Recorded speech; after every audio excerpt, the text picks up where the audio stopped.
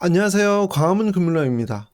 요즘에 가장 핫한 이슈 중에 하나가 바로 이 금리 인상인데요. 그리고 우리가 뉴스를 보다 보면 이 금리 인상과 함께 연준, FRB, FOMC, 비둘기파, 매파 이런 용어들이 많이 사용되는 것을 우리가 볼 수 있어요. 그런데 이런 용어들은 투자에 관심을 갖고 계신 분들이라면 앞으로도 계속 보게 되실 그런 용어들이기 때문에 한 번쯤은 미리 정리를 해둘 필요가 있습니다.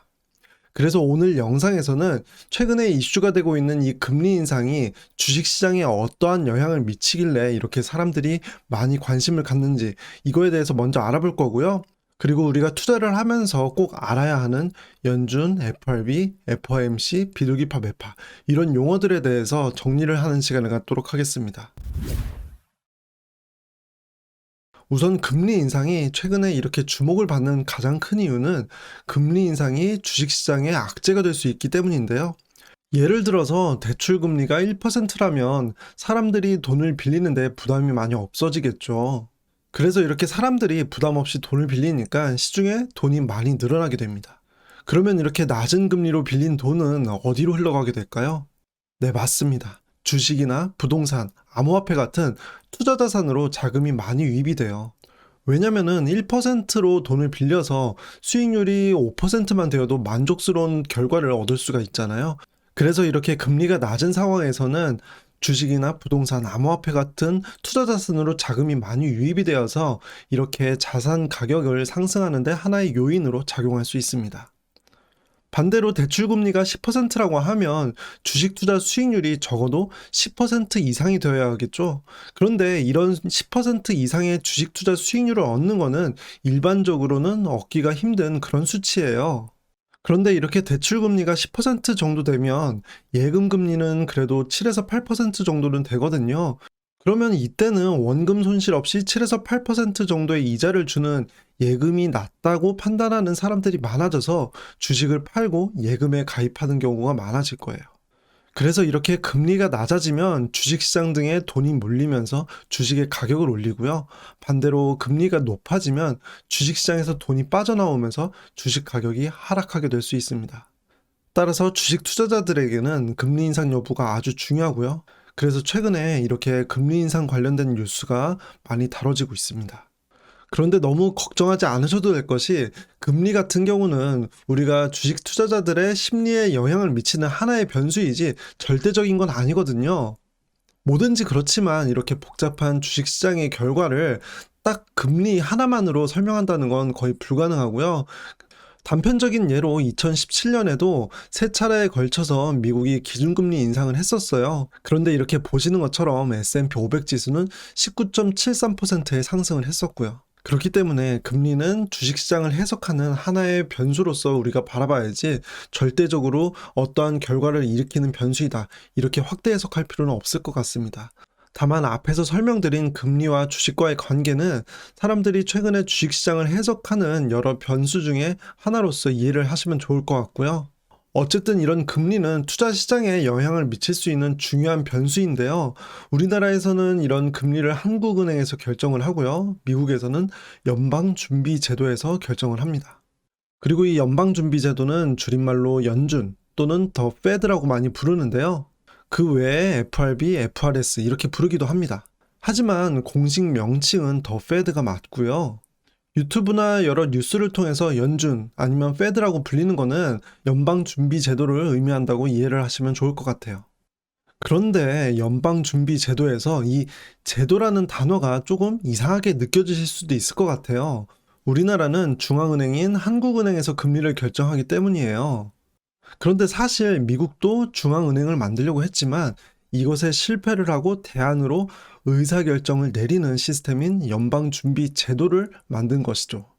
연방준비제도는 어떤 제도인지 확인해 보면요. 이렇게 미국의 12개의 연방준비구로 나눠요. 그리고 이 각 지구마다 연방준비은행을 두고요.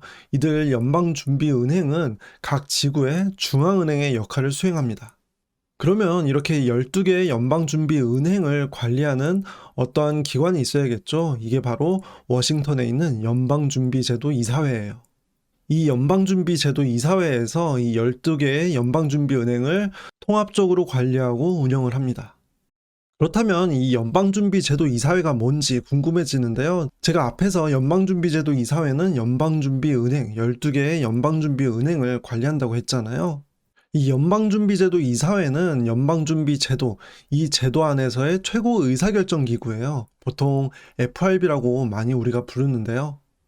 이 이사회의 의장이 이 사람 우리가 뉴스에서 요즘에 많이 보고 있죠. 이분이 바로 제롬 파월인데요. 이 이사회의 의장이 제롬 파월입니다. 그리고 이 이사회의 구성은 의장을 포함해서 7명의 이사로 구성이 되는데요. 이들의 주요 업무 중에 하나가 우리가 최근에 관심을 많이 갖고 있는 이 금리 인상과 관련된 통화 정책을 수립하는 역할입니다. 그리고 우리가 신문에서 가장 많이 최근에 접하고 있는 단어가 FOMC인데요. 이게 우리나라 말로는 연방공개시장위원회예요. 이 FOMC는 앞에서 제가 설명한 FRB, 그러니까 연방준비제도 이사회의 산하에서 특정 부분, 그러니까 채권이나 주식을 사고 팔면서 금리를 조정하는 통화정책을 결정하는 곳이에요. 그래서 FRB에서 여러 가지 의사결정을 하는데 그 중에서도 금리를 조절하는 통화정책의 의사결정은 이 FOMC에서 한다. 이렇게 이해를 하시면 좋을 것 같고요. 그리고 이 FOMC의 구성은 앞에서 설명드린 연방준비제도 이사회의 이사 7명과 뉴욕 연방은행 총재, 그리고 앞에서 12개의 연방은행들이 있다고 했잖아요. 여기서 뉴욕을 제외한 11개의 연방은행 총재 중에 4명이 선정되게 됩니다. 이건 돌아가면서 하는 거고요. 이렇게 해서 총 12명으로 FOMC가 구성이 돼요. 그리고 이 FOMC의 회의 결과는 우리가 까먹을 때쯤 한 번씩 뉴스를 통해서 확인할 수가 있는데요. 회의는 6주에 한 번씩 진행이 되고요. 1년에 8번, 그리고 1박 2일 동안에 열띤 회의를 통해서 진행이 됩니다. 그리고 사실상 투자자들에게 가장 중요한 시점이 바로 이 회의록이 발표가 되는 날인데요. 보통 이런 회의를 진행하고 난 다음에 2주에서 3주 후에 이렇게 공개가 돼요. 그래서 뉴스를 통해서 우리가 회의록 결과가 어떻게 되었다 이런 해석을 우리가 접할 수 있는 거고요. 그리고 지금 오른쪽에 보시는 내용이 2022년의 FOMC 회의 일정인데요. 앞으로 1년 동안의 금리 인상이 어떻게 진행될지가 참 투자자들에게 가장 관심을 끄는 그런 부분이 있기 때문에 이 일정 전후로 해서 주식시장이 많이 출렁일 것으로 보이고요. 그리고 2주에서 3주 후에 회의록이 발표가 된다 그랬죠. 이 회의록의 결과가 발표가 되는 이 시점도 참 주식시장이 변동성이 큰 그런 시점이 될 것으로 우리가 예상을 할 수 있습니다. 그 다음 마지막으로 보실 내용이 우리가 또 많이 접하게 되는 이 비둘기파 매파 이 용어인데요. 사실 이 용어에 대해서 명확한 정의를 내리는 그런 건 없어요. 다만 시장에서의 뉘앙스를 통해서 우리가 유추를 해볼 수 있는 거고요. 보통 비둘기파는 경제 성장을 위해서 금리를 낮추고 시장에 돈을 풀자고, 그러니까 투자자들이 좋아하는 그런 정책을 많이 피자고 얘기하는 온건파를 얘기하는 거고요. 매파 같은 경우에는 이름만 딱 들어도 뭔가 좀 무서운 느낌 들죠. 인플레이션을 억제하고 그리고 금리를 통해서 이 인플레이션을 조절하자는 강경파의 의견을 얘기할 때 보통 매파라고 표현을 합니다. 그리고 비둘기파와 매파 사이에서 중립적인 스탠스를 보이는 게 올빼미파라고 볼 수 있고요. 보통 파월 의장이 올빼미파로 많이가 분류가 되고 있어요. 그래서 이렇게 의장의 명확한 스탠스를 우리가 확인을 할 수가 없으니까 그때그때 이런 뉴스를 통해서 명확하게 이 상황을 이해하는 것이 중요한 것 같기도 하고요.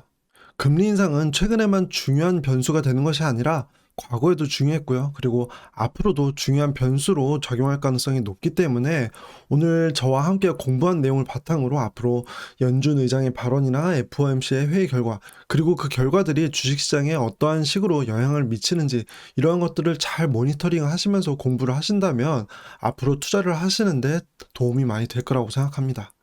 저는 제 영상이 마음 편한 개미님들께 행운을 가져다 드릴 수 있길 바라고요. 영상 끝까지 시청해 주셔서 감사합니다.